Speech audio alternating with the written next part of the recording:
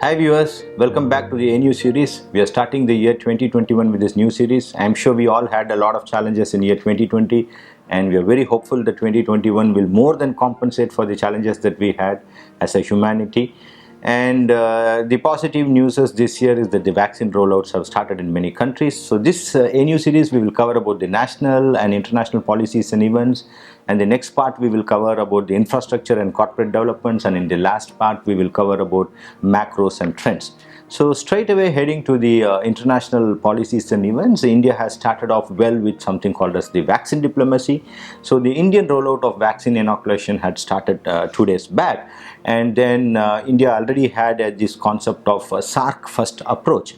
So India is offering its vaccines from both the Serum Institute and Bharat Biotech to the South Asian regional cooperation countries like Nepal, Bhutan, Bangladesh, Myanmar, Sri Lanka and Afghanistan, Maldives and Mauritius. So the first shipment will be a goodwill gesture, and then subsequently the countries concerned would have to make a payment either to the Serum Institute or Bharat Biotech, the vaccines of which they would like to prefer. Now there is a small deviation in this, or something challenging that's come up, is that Brazil was the first country to actually evince interest in buying the Indian vaccines. So they had actually made a request for around 2 million doses, and because they had tried that vaccines with China's Sinovac and they just had a 50% positive success rate with those vaccines, and so they had showed a very marked orientation to buying the Indian vaccines. And Indian government also initially looked enthusiastic, but then they remembered that they had a SARC first policy, and therefore now I think the supply to Brazil will only start after the immediate needs of our neighbors are being met. I think it's a very smart move, because I think we should always take care of our neighbors first, and India always has a preeminent position amongst the SARC countries, and it's considered to be the leader, and to maintain and to improve the relationship, a little bit of which has been frayed in the recent times.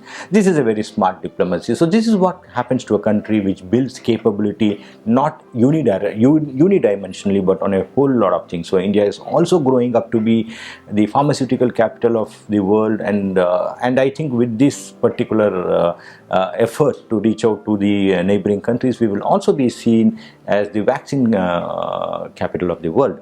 The next is a very interesting development that's happened with India, is that Bangladesh has drastically reduced its import duty on rice. Now, why has Bangladesh done it? Because they have had challenges with respect to their own internal rice production, and it itself is a large rice producing country. But this year we have had failure of crops in Bangladesh, Vietnam and Thailand. These are the three major countries which are rice producing, and surprisingly, apart from Bangladesh, even Vietnam has started importing rice from India, and even China has started importing rice from India after a gap of nearly 3 to 4 years. Now, one of the reasons the Indian rice, the non-basmati rice is being imported, is we are offering at almost a 10% discount to the other two rice manufacturing countries, because in Vietnam and Thailand, the per ton cost is around $460 to $470, whereas the Indian non-basmati rice is available at anywhere between $370 to $380. Having said that, the basmati rice also has found new markets in Netherlands and Europe considerably. We have always been known and famous for the basmati brand of rice, which is GI tag to the Punjab region. And this particular increase in export of rice, export of non-basmati rice, is very important to India, because we are having a huge surplus of rice and we don't have enough storage capabilities.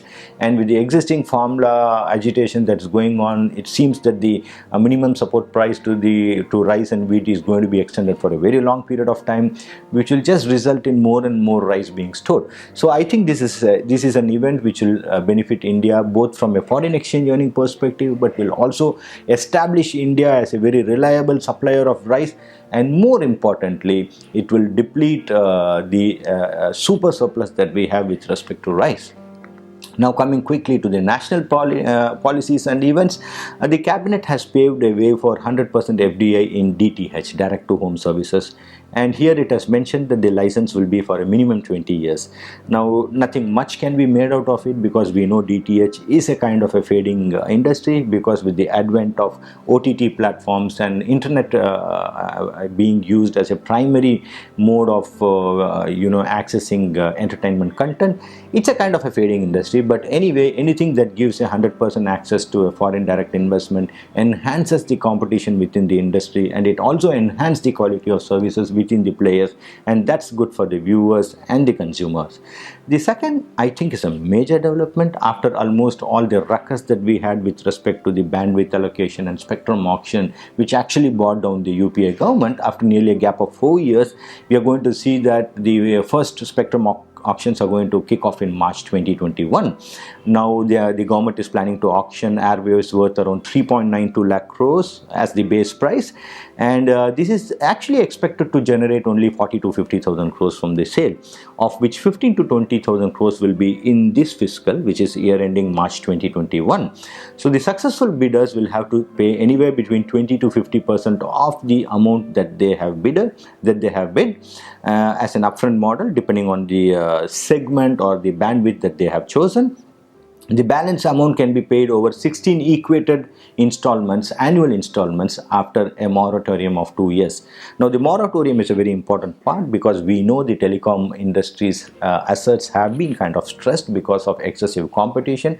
And I think therefore this breather of 2 years being provided as a moratorium is definitely a welcome step, because the government has taken cognizance to the fact that every company needs to be profitable, and I think it's a step in the right direction. And also what we are seeing is, for the first time, MSTC, which is actually Metal Scrap Trading Corporation of India, which used to be involved in e-auction of metals, mining and mineral products, is the agency which has evolved and created a platform to conduct the spectrum auction. So I think this is also something appreciable, because some of the morbid government corporations are being made to evolve and to bring down a low cost option and a reliable option for all these kind of auctions, because auctions, a transparent auction, always results in a fair game and also a higher collection. Cabinet has also cleared a proposal to allow 500 non-coal blocks to be auctioned. Now this is in sync with the national mineral policy, and these have been the mines which have been embroiled in some kind of a legal challenges, or they were never ready for production, for whatever is the reasons that these were stuck for many years now. Now just allowing these blocks to be auctioned and the production to be starting is going to ensure that a lot of employment opportunity is going to be created. The capex cycle will get resumed in the economy, and a couple of interesting features that the government or the cabinet has approved is they have allowed these capital leases to sell mine even in open market, sell these minerals, even minerals mined in their allocated blocks, to be sold in the open market. It has also allowed reallocation of the non-producing blocks which have been held with PSU companies. Now PSU companies had this habit of acquiring these blocks and just sitting there and hibernating for God knows what, and then now I think those non-producing blocks are also being allowed to be explored by the private sector companies. I think this is something that will have far-reaching impact with respect to employment generation, and also with respect to saving on import or even export, and basically get the whole ball rolling with respect to economic activities. The next important agenda that had been brought up in the cabinet and which has been approved is that a 6,700 crore scheme for power system improvement in northeastern region. Now the aim is to improve the economic development in northeastern region through strengthening of the infrastructure of transmission and distribution system in northeast. Now if you see, this government has been focusing on northeastern region on a lot of aspects, mainly I think with a strategic outlook to protect, because northeastern region is exposed to both Myanmar and the Chinese borders, and therefore a strong economic activity over there will ensure that people feel more as a part of India, and have a much lesser tendency to take up arms, because we have had incidents where in the northeastern regions we have always had some disturbances and people taking up to arms for whatever is the reason that they deem fit. But an increased economic activity always ensures that people are well provided for with respect to jobs and means of living, and that reduces the recruitment possibilities for these kind of underground organizations. And the whole rollout is supposed to happen through the Power Grid Corporation in association with the northeastern states, namely Assam, Manipur, Meghalaya, Mizoram, Nagaland and Tripura, and it is targeted to be commissioned, executed and commissioned by December 2021. So in the just 1 year we are going to see this entire rollout happen, and a good border security will also obviously lead to a much safer environment for all the government sector and private sector assets over there. The next is a very important initiative that the Labour Ministry is planning to conduct 4 surveys that will help the government to collate data, employment data on sectors or class of workers which have not been covered so far. So early this year, we will see that the Labour Ministry is going to kickstart this survey, which will be a survey on the migrant labourers, it will be a survey on the domestic workers, it will be a survey on the workers hired by professional, and survey on transport workers. Now, if you see, a lot of the government schemes have never been oriented to these 4 segments. So I think this is a very welcome step, because we are realizing that these are people who never had a solid, a social protection system, or they never had any schemes directed towards them. So I think one of the good possibilities after this survey is that the government can come up with some good social security schemes for this segment, because they can actually provide a lot of support to the important industry. You also have this Union Cabinet announced a very interesting interest subvention scheme for new distilleries producing ethanol.